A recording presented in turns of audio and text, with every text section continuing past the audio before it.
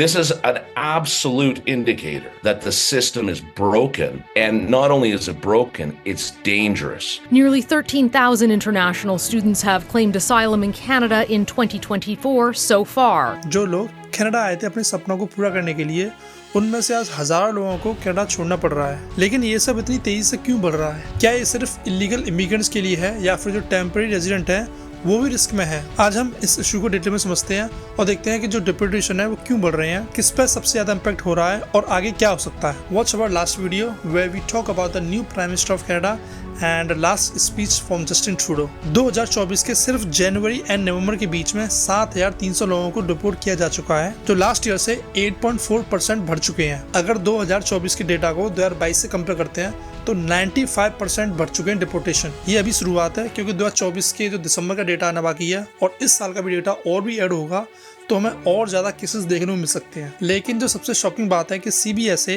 Canada border service agency CBSA के according 5 lakh लोग deportation की लिस्ट में है, जिसमें से जो 30,000 लोग हैं वो एक्टिवली वांटेड हैं, जो कि सबसे ऊपर लिस्ट में उनका नाम है, यानी कि उनका डिपोर्टेशन कभी भी हो सकता है। और दूसरी तरफ 21,000 लोग हैं जिन्हें किसी लीगल रीजन के थ्रू अभी नहीं भेजा रहा, लेकिन वो भी अभी लिस्ट में है। अगर डिपोर्टेशन का डेटा देखा जाए तो ये क्लियर है कि जो रिफ्यूजी क्लेम्स है वो सबसे ज्यादा इम्पैक्ट हुए हैं। 2024 में जितने भी लोग रिपोर्ट हुए उसमें से 79% ऐसे लोग थे जिनका रिफ्यूजी क्लेम था वो रिजेक्ट हुआ था। यानी जो लोग कनाडा में रिफ्यूजी या फिर असाइलम लेने आए थे, अब उनके लिए मुश्किल और बढ़ने वाली है। उसके अलावा 11% ऐसे लोग थे जिनका जो वीजा ओवरस्टेड था या फिर कोई इमिग्रेशन ऐसा लॉ तो होने के कारण उनको डिपोर्ट किया गया, और 7% लोगों को क्रिमिनल रिकॉर्ड की वजह से डिपोर्ट कर दिया गया। पहले 2022 में केवल 66% जो रिफ्यूजी जो रिजेक्ट हुए थे उनको डिपोर्ट किया गया था, जो कि 2024 में 79% बढ़ चुका है। ये डेटा दिखाता है कि जो कनाडा है वो इलीगल इमिग्रेंट या फिर जो असाइलम है उन पर जो इमिग्रेशन रूल्स हैं उनको स्ट्रॉन्ग करता जा रहा है। आखिर जो डिपोर्टेशन है वो इतनी तेजी से बढ़ क्यों रहे हैं? इसके पीछे पॉलिटिक्स और इकोनॉमी दोनों का रोल है। सबसे पहला रीजन है कनाडा की हाउसिंग क्राइसिस। इमिग्रेशन बढ़ने से जो रेंटल प्राइसेस थे और जो हाउसिंग जो प्राइसेस थी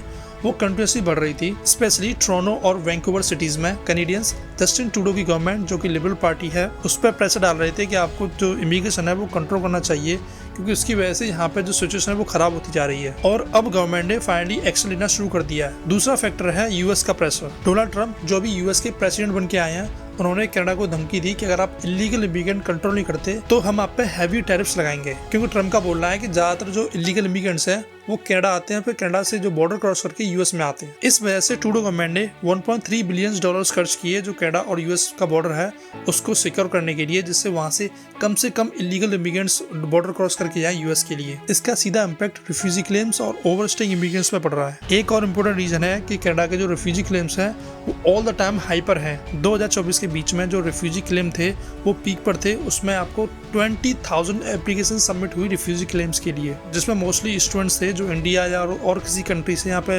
स्टडी वीजा लेके आए थे और उन्होंने यहाँ पे आके रिफ्यूजी क्लेम कर दिया। इस वजह से बैकलॉग भी बढ़ गया, जो गवर्नमेंट के लिए एक बड़ी चैलेंज बन गया। अब समझते हैं जो डिपोर्टेशन है उसका ह्यूमन कॉस्ट क्या है। जितना ये एक डिपोर्टेशन पॉलिसी लग रहा है उतना ही ये एक ह्यूमन क्राइसिस भी बन रहा है। बहुत सारे इमिग्रेशन लॉयर्स और ह्यूमन राइट ग्रुप्स ये कह रहे हैं कि जो डिपोर्टेशन का प्रोसेस है वो अनफेयर है और रिस्की भी है। कुछ लोग अपील के बीच में भी सडनली डिपोर्ट हो रहे हैं, जो एक बड़ी गलती हो सकती है। रेफ्यूजी राइट्स ऑर्गेनाइजेशन का ये कहना है कि जितने भी लोग कनाडा में असाइलम फाइल कर रहे हैं उनको वापस उनकी कंट्री डिपोर्ट करना, उनको वापस भेजना उनके लिए रिस्की हो सकता है। एक और शॉकिंग बात, कनाडा में अभी 1.2 मिलियन टेम्पररी रेजिडेंट हैं जिनको 2025 में कनाडा छोड़ना पड़ सकता है। इसमें वर्क परमिट होल्डर्स और स्टडी वीजास आते हैं जो कि एक्सपायर हो रहे हैं 2025 में। इसका इम्पैक्ट स्टूडेंट्स, टेम्पररी वर्कर्स और जो अभी यहाँ पे कनाडा में लोग सेटल होना चाहते हैं उन पर सीधा पड़ने वाला है। अब इतनी सारी कनाडा में पॉलिसी चेंज हो रही है, उसमें फ्यूचर में क्या इम्पैक्ट हो सकता है? आने वाले जो साल हैं वो और भी टफ हो सकते हैं। कनेडियन गवर्नमेंट ने $30 मिलियन एलोकेट किए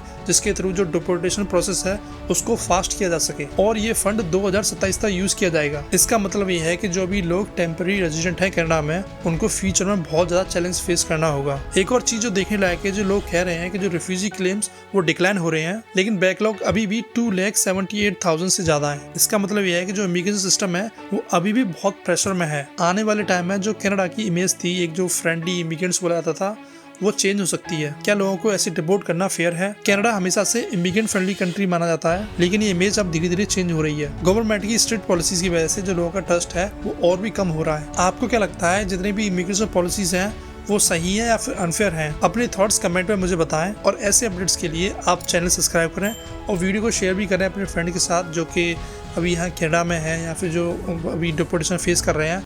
और मिलते हैं ऐसे नेक्स्ट अपडेट में।